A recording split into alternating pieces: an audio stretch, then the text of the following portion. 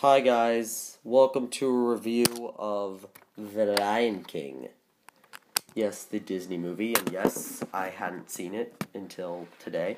Well, no, that's a lie. I saw it as a kid. Sorry, I'm shutting the door away. And sorry about the cord. Okay, that's a lie. I saw it as a small kid, like first grade or something. I don't know. All I remember is being incredibly bored by it as a little kid, and that's why I kind of avoided it again until now. But we were watching it in teen leadership class during the exams because we didn't have an exam to take. So now I've seen it, and I know how the movie goes. But it's good. Yeah, I don't remember anything about it. I just remember being bored. I remember not finding Timon and Pumbaa very funny, and the only thing I remember liking was the villain song. Scar's song, Be Prepared, which still stands. I still like that song. It's probably my favorite song in the movie. But, not my favorite villain song, but my favorite song in the movie, definitely. So, anyway, I've watched it now, and I was kind of excited when we were going to watch it in class, because I'm like, ooh, I want to see if I actually do like this now. And I like it a lot better. I still don't think it's the best Disney movie. I think it's overrated. Like, Aladdin is better, in my opinion. So is The Hunchback of Notre Dame, or maybe Mulan. I'm not sure. I haven't seen that one in a while. The Emperor's New Groove I also like better. But that's more of a personal preference, because that's a very different style than The Lion King. Oh, also, there will be spoilers, so if you actually care about... But come on, who's worried about spoilers to The Lion King? If you're in the very small minority of people that are worried about spoilers for The Lion King, click off of the video now. But if you're the other 99% of people who don't care, then keep watching. So, this movie, Lion King, was a big hit when it came out. I'm sure you all know that. One of the best Disney movies in a lot of people's opinions. A lot of people say it's the best, and I can see why. It certainly has the most scale of any Disney movie. It's more grandiose than any Disney movie before or after. And that's why Frozen became a thing, because it had a similar grandiose feel. That's why Let It Go was such a popular song, because it had a similar grandiose theme with her on the mountain building like an ice castle. But that's beside the point. So, The Lion King starts out with the opening theme. The Sabania! I'm sure if you haven't seen the movie and you're watching this, you've at least seen that clip. Because how can you not? That clip is iconic. That with the sun rising, going, Sabania! That song's good. I didn't think it was fantastic, but it's good. And the imagery accompanied with it is very well done. And I can see why it appeals to a lot of people. I don't know, I've never been a fan of the more dramatic Disney movies, so that kind of makes me... There's also some plot flaws I have to address later, but anyway, so I had problems with the movie. Some of it was very oddly paced. The beginning, because we watched it in 2 segments. We watched it on Monday, and then we watched the rest today. Well, the part that we watched on Monday I thought was very well paced. Well, actually, no, it was paced a little too slow, and as a result, the second half of the movie goes by too fast. In the first half of the movie, basically, what happens is Scar uses reverse psychology. Scar's the villain, and so there's King Mufasa the lion and his son Simba, and King Mufasa tells Simba to never go beyond these ridges in the northern border of their kingdom. And then Simba starts talking to his Uncle Scar, and his Uncle Scar is evil, and he uses reverse psychology to get Simba to be curious in what's over there, which is called the Elephant Graveyard, apparently. And he goes over there, and he goes over there with his friend, Nali, I don't know, and he runs into some hyenas, and almost gets killed, but Mufasa saves him, which all in all was really kind of a pointless scene. because it didn't really add anything to the movie. It just established Scar as a villain, even though it was pretty obvious he was a villain from the very first scene he was in. That he would be a villain from the very first scene he was in. And that's part of the problem. There were a lot of unnecessary parts in this movie. That was just the first of many. And then the next scene is Scar plotting to kill the king in his Be Prepared song, which was a highlight of the movie. Favorite song. Good song. I can see why my little kid self liked it. I always did like villain songs. A lot better than the other songs in the movies, actually. Villains, in my opinion, tend to get the best songs in Disney movies and in movies in general. In musicals in general. But anyway, so after that song happens, which, as I say again, is a really good song, Scar, I don't remember exactly how the scene went, because I think I kind of got distracted by something, but Scar is talking to Simba about what happened and how Simba went into the place, and then Simba wanders off, and the hyenas cause a stampede of antelopes under Scar's command. The hyenas cause a stampede of antelopes, or like deer or something, I don't know. And they were all charging through, and Simba's trapped in the middle of the ambush. Hi, Mom. Do you want me to fix you anything? Sure, I'm kind of videotaping. Okay, well, if you make. I'll have a bagel, I guess. Bagel, yeah. I think I'm out of liver. Okay. You want plain? Give me, make me a hot dog. That's annoying, but whatever. I mean, can't blame her. Anyway, so the lighting's really odd in here. Whatever. Anyway, I'm getting distracted. So the stampede comes, and Mufasa goes in there to save Simba, and he rescues him, but Mufasa gets trapped, and he jumps and grabs a ledge. And this is actually, I thought this was a pretty cool scene. He's like, "Brother, please save me." And Scar's standing right there. Scar digs his claws into Mufasa's, paw and goes and leans close to him and says, "Long live the king," in his, I think Jeremy Irons. I'm not really sure who that is, but I don't know. I don't know who that is as an actor, but I've heard that's the guy who voiced Scar. He did a very good voice work. Very good job sounding despicable. And yeah, so which makes that line carry a lot more power. And then he lets go of Mufasa. And Mufasa just and falls in. And Simba's like, "No!" And then Simba goes down there and looks at Mufasa. And Scar comes down. And Simba didn't see Scar push Mufasa off the rock. And he's like, Scar basically blames Simba for it, claiming that if Simba hadn't been out there in the stampede, Mufasa wouldn't have died, which brings up the biggest flaw with the movie, in my opinion. The idea of blaming Simba for Mufasa's death doesn't make sense, because, well, Scar tells Simba to run, and Simba runs, and Scar sends his hyenas to kill Simba, but Simba outruns the hyenas, and they give up and go back. And then Simba's haunted by the fact that he thinks he's killed his father, which really doesn't make sense, because he didn't kill his father. He didn't know there was going to be a stampede there. He wasn't anywhere that he wasn't supposed to go.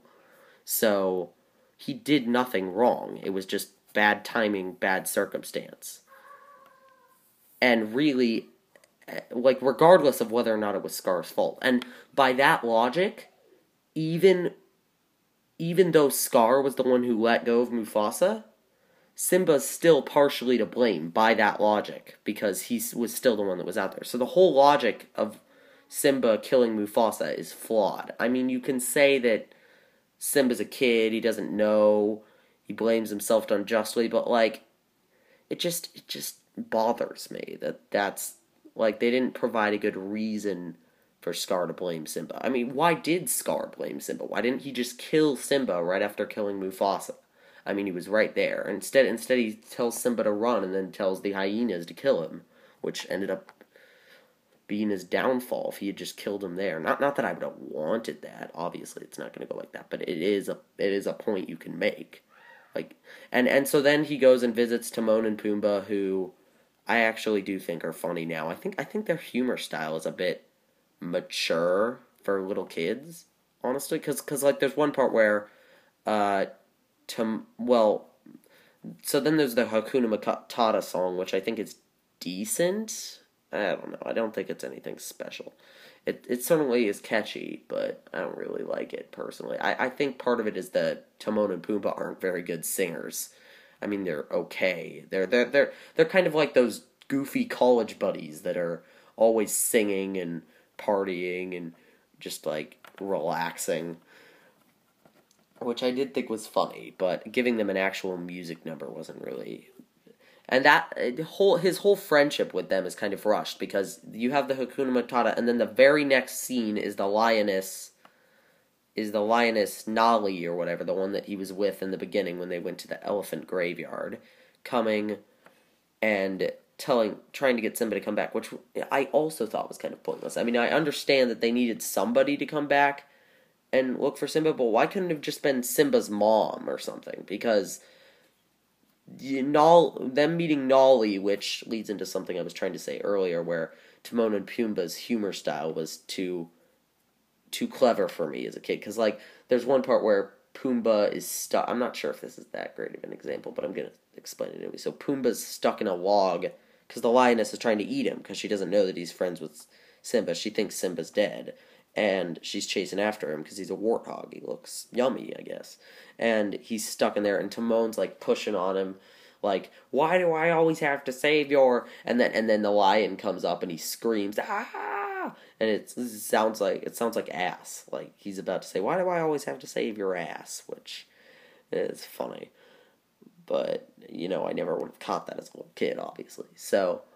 Anywho, back to the main story. So yeah, it's just little stuff like that. Like all their jokes are very little. They're not really over the top, or like goofy, or like extremely goofy, like the majority of Disney's sidekicks. Which is probably why, as a little kid, I didn't find them very entertaining.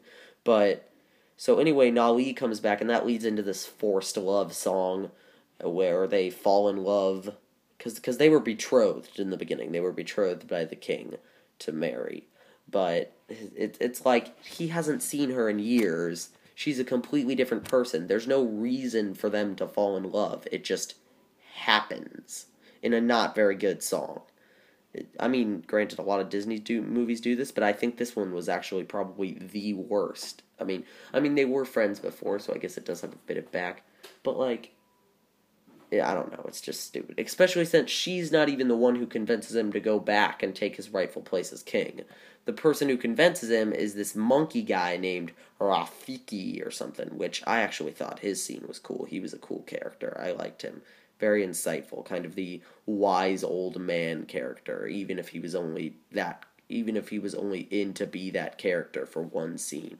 But yeah, it just kind of renders the whole thing with her pointless. Like, why couldn't it have just been Simba's mother that came or something? I mean that would have made a lot more sense. Or just Rafiki. I would have been fine with that too. So yeah, really, her character was kind of a pointless inclusion and pretty much just took away time from the good stuff in the movie. Like, I would like to have seen Timon and Pumbaa's and Simba's friendship develop more, because it didn't really develop that much. And so anyway, they go back to Pride Rock, which is the King's Rock tower place, and you reach the final battle, which was not that impressive. I mean, it's like compared to the rest of the movie, you have songs like The Circle of Life, Be Prepared, I Just Can't Wait to Be King, which I thought was okay. It was kind of like Hakuna Matata. I didn't really like it that much, but I thought it was okay.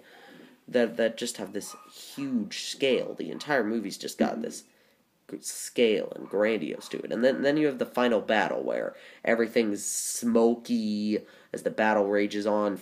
Stuff catches on fire. The land's all barren and gloomy, which I realize, he's a villain. He's brought the kingdom to ruin, but the climax was just not good. I mean, Scar's not even really doing anything. I mean, he's abusing his power, but he's not. He's pretty much just lounging about in the like literally when they cut to him, the first thing he's doing before Simba shows up, lounging about, making Mufasa's former attendant Zazu sing songs to him. Like, what? He's just being lazy. He's just using it to do exactly what he did before he was king, just with more people serving him. And then he gets pissed off whenever somebody mentions Mufasa and goes, "I am the king," when he's not doing anything different. He was just jealous. He just wanted to be able to say he was king. He didn't actually want to do anything bad or good.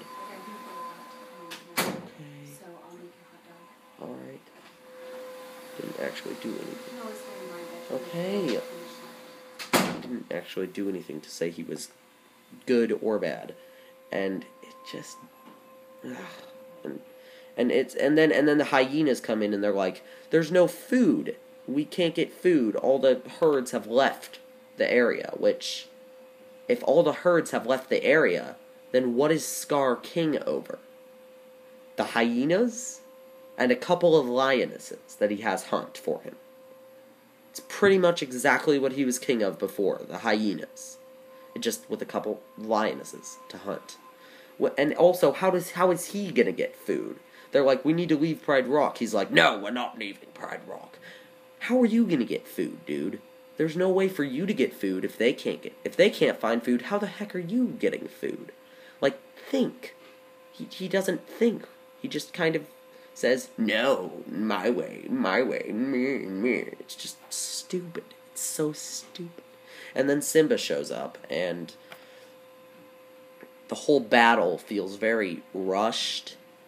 And again, with the scale thing, stuff gets set on fire, there's smoke everywhere, it obscures your vision, you never really get to see the scale of the battle. It's not a very cool battle. I mean, there's a review of The Lion King on the Nostalgia Critics channel, and he makes some excellent points that kind of go in line with mine. I recommend you go watch it, and I agree with a lot of his points from his review, so I recommend you go watch it. But yeah, because he states several different things that I've kind of left out of this on purpose.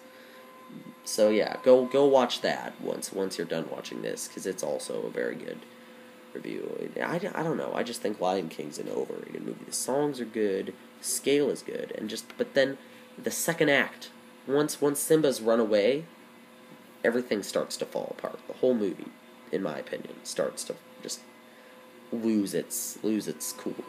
Like I said, that first 45 minutes that I watched, because we watched right up to the part where Simba ran away in class on Monday, and I really liked it. I was enjoying it a lot. I was eager to see what the next part was. And then we go in today, and meh. The whole second act of the movie, meh. I got some laughs from Timon and Pumbaa, but that's about it. Everything else, meh. So yeah, that's my review of The Lion King. If you don't agree with me, okay, but this is an opinion, so don't go posting hate comments. But you can respectfully disagree in the comments. I'm interested to see your argument, but no hate comments, or I will ban you if I knew how to. Bye-bye! Dang it, I didn't turn off food. Oh, wait, there might be one more thing I need to say. No, not really. I think I'm pretty much done. That's about all there is to say. But yeah, I don't know. I'd say Lion King's probably in my top, maybe in my top 5 Disney movies, definitely in my top 10. Arrivederci.